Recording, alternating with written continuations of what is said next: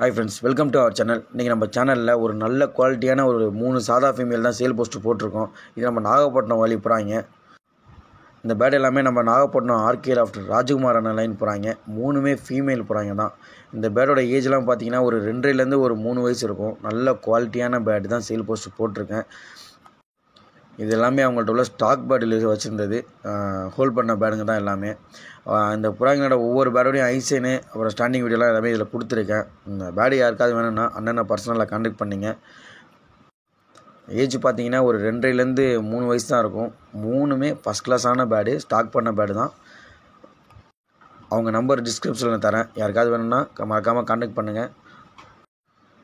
இது போல் நம்ம சேனலில் கண்டினியூவாக சேல்ஸ் அப்டேட் கொடுத்துட்ருக்கோம். நல்ல தரமான பேடுங்க தான் சேல் போட்டுட்ருக்கோம்.